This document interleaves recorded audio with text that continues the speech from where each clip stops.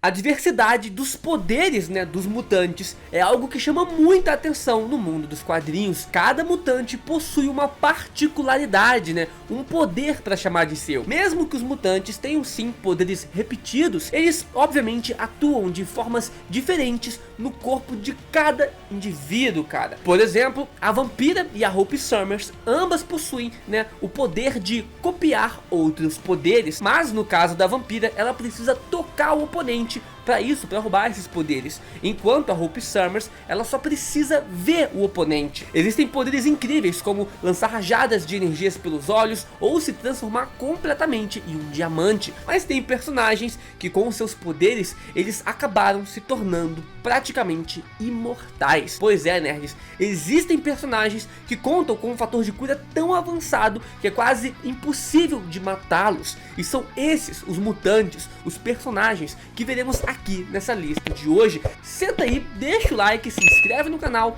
e vamos conhecer os 8 mutantes com o maior fator de cura no mundo da Marvel.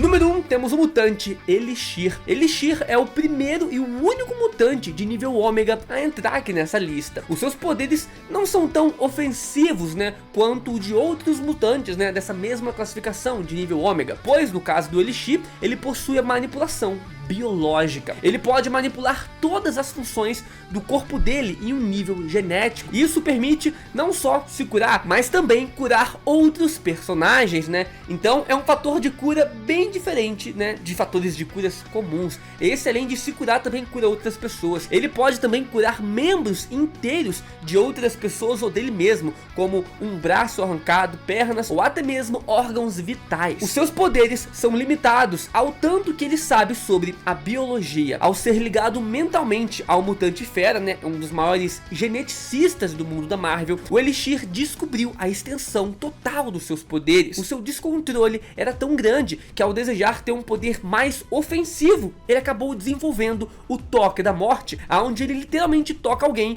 e esse alguém acaba morrendo, cara. Olha que absurdo, ele consegue mudar, né, todas as partes do seu corpo. Talvez então, né, uma teoria aí, se ele quiser ter algum outro tipo de poder, ele poderia mudar o DNA, o organismo dele, para assim desenvolver um novo tipo de poder, cara. Ele é muito poderoso, falar um pouco dele em um outro vídeo. Aqui é mais o lance do fator de cura, cara. Ele é um dos maiores usuários do fator de cura. Em segundo lugar, temos agora Wild Shield, cara. Kyle, que é o nome dele, é um garoto que possui uma habilidade selvagem, que muitas vezes o coloca em alguns problemas. A sua mutação faz com que ele gradativamente regresse a um estado selvagem. Isso fez trabalhar para o governo enquanto eles lhe davam um soro que curava essa selvageria, né? De tempos em tempos ele ainda perdia o controle, e mutantes como o Wolverine são ali chamados para contê-lo. É um pouco difícil determinar de fato qual que é a sua mutação, afinal ele também foi modificado diversas vezes pelo governo, né? Alterando muitas vezes ali esses seus poderes. Os poderes que normalmente estão presentes ali nas suas histórias são os seus super sentidos aguçados, a sua fisiologia animalesca, né,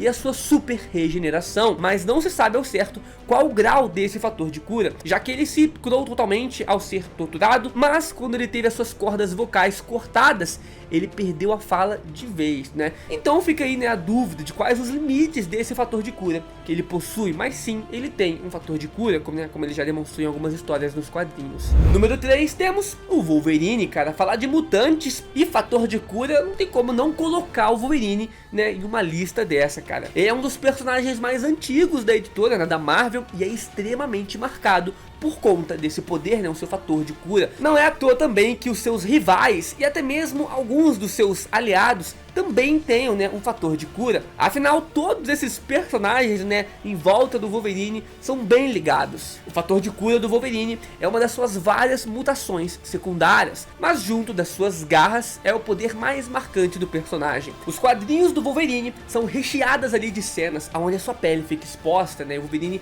leva flechadas, tiros, cara, é é partido ao meio e muito mais. O seu fator de cura permite que ele volte dos mortos, mesmo que tenha sobrado apenas os seus ossos. Mesmo assim, o Wolverine não é imune à dor, cara. Inclusive, ele já chegou nos quadrinhos pedir pra Jean Grey que manipulasse a sua mente quando o ferimento ali naquele momento era extremamente doloroso, né? Ele não queria sentir aquela dor. O metal adamantio implantado em seu corpo turbinou a sua regeneração e assim impede que os seus ossos também sejam destruídos, fazendo assim com que ele sempre volte à vida. Mas é uma faca de dois gumes. Descobrimos com o passar do tempo que o adamantio em seu corpo também estava bloqueando a evolução das suas próprias mutações, a evolução do seu gene X. Então o Logan, sim, cara, ele ficaria ainda mais poderoso sem a presença desse metal, né, do adamantio. Qualquer um que vai lutar contra o Wolverine, cara, tem que pensar duas vezes, porque provavelmente essa pessoa vai sair perdendo. Afinal, o Wolverine raramente se cansa e toda vez que ele é ferido, ele volta, né?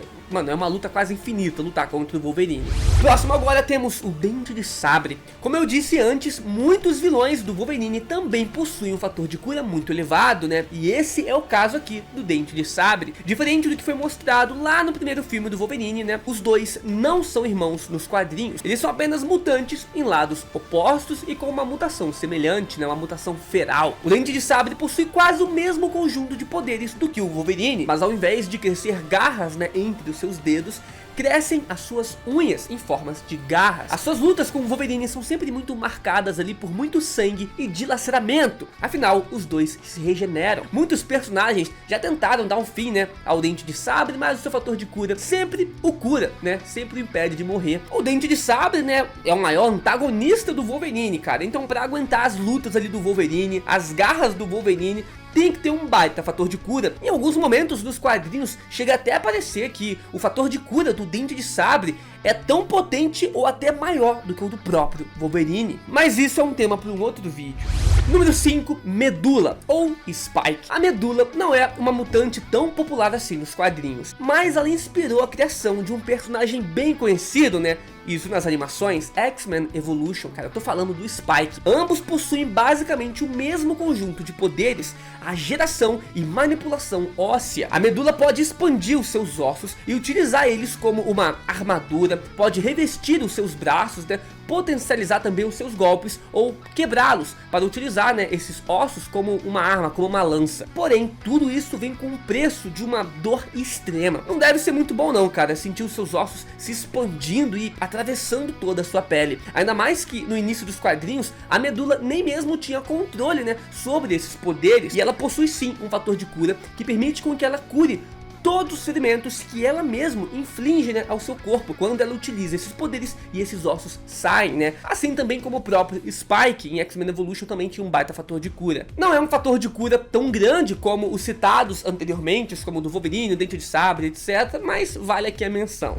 Próximo nós temos agora a X-23. Ela ficou bem famosa de uns anos pra cá, né, graças à sua adaptação em live action no filme do Logan, né? Mas ela também apareceu em X-Men Evolution, então quem acompanha as animações dos mutantes já conhecia ela. A X-23 é uma mutante artificialmente criada por meio da manipulação genética do próprio Wolverine, né? Então, em resumo, ela é sim um clone, né, do Wolverine. Sendo a 23ª experiência e a única a dar certo, ela adotou o nome de X-23, né? Os seus poderes são praticamente os mesmos do seu pai, né, do seu predecessor, com uma diferença apenas em suas garras. O Wolverine possui 3 garras saindo das suas mãos, enquanto a X-23 possui 2 nas mãos e uma em seu pé. Quanto ao fator de cura da X-23, ela possui as mesmas capacidades que o Wolverine, e se ele é um dos personagens mais difíceis de se matar, cara, consequentemente a X-23 também é. O fator de cura da X-23 parece estar diretamente ligado também ao seu estado mental, já que ferimentos de balas curam rapidamente, mas cortes feitos pela própria personagem costumam ficar por mais tempo, né? Isso já demonstrou nos quadrinhos. Originalmente, a X-23 tinha apenas as garras revestidas com adamantio, mas após um erro, ela teve o seu corpo inteiro recoberto com adamantio. Isso se deve porque em Krakoa, os mutantes podem ressuscitar e um dos responsáveis por isso é o manipulador de realidades, Proteus, cara. Ele acreditava que a X-23 tinha um esqueleto igual ao do seu pai, então na hora de recriá-la, né, reconstruí-la alterando a realidade, ele acabou imaginando que ela tinha o adamantio e pronto, ela passou a ter Adamantio a partir daquele momento, né? Bem loucura. Para você entender que esses poderes aí de alteração de realidade é casca grossa. Inclusive eu vou fazer um vídeo aqui dos mutantes, os maiores mutantes manipuladores, né, de realidades, cara. Fique ligado aqui no canal para tu não perder. Sétimo personagem aqui do nosso vídeo, temos agora o Courier. O Jacob não é um mutante com muito destaque nos quadrinhos e é raramente, né, referenciado lá. Os seus poderes são o de endopatia. Ele pode se comunicar e dar ordens para o seu próprio corpo, dando a ele controle completo sobre a sua genética. É basicamente o poder do Elixir que eu citei lá no início do vídeo, né? Só que em uma escala reduzida. O Elixir é muito mais poderoso. Mas bem, com isso então, Jacob é capaz de fazer coisas como se transformar em uma mulher, esconder o seu gene X e também ter um fator de cura. A sua cura é forte o suficiente para sobreviver a balas ali na cabeça, cara, e também a membros arrancados. Mas aparentemente o Jacob não faz isso com muita velocidade, é um pouco mais lento, quase como um fator de cura do Deadpool ali. Os seus tecidos demoram a regenerar e ele precisa tirar de outras partes do seu corpo, o que já fez ele nos quadrinhos perder cerca de 20 centímetros de altura nesse processo de reorganização de massa. Então é sim um baita fator de cura, só que tem um custo, né, que é a sua massa.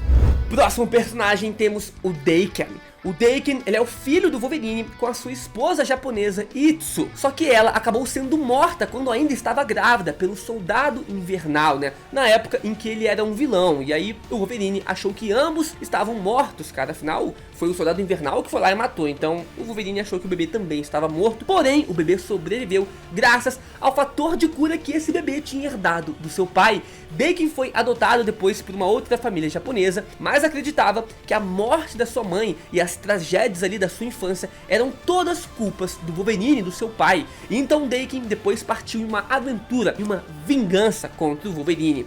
Eventualmente, né, os dois se acertaram e hoje nos quadrinhos convivem pacificamente em Krakoa, mas a custo de muito sangue de ambas as partes. Daken possui os mesmos poderes do seu pai e consequentemente os mesmos poderes também da X-23, mas ele também tem uma diferença em suas garras, aonde duas garras saem entre os seus dedos e uma sai do pulso, cara. Da mesma forma que a sua meia-irmã, o seu estado mental também afeta a sua super regeneração, né, o seu fator de cura. Em condições normais, Daken pode se regenerar de membros inteiros, né, membros amputados, como braços ou pernas, sem grandes preocupações. Porém, em alguns momentos ele acaba sangrando, ficando com alguns ferimentos ali por mais tempo. Esses personagens aqui, cara, podem fazer com que os seus vilões, né, os seus antagonistas, se arrependam de iniciar alguma luta, alguma briga com eles. Afinal, todos eles se regeneram e dariam muito trabalho, muito cansaço para quem quer que seja aí que os enfrentasse. Quais vídeos de mutantes vocês querem ver aqui no canal?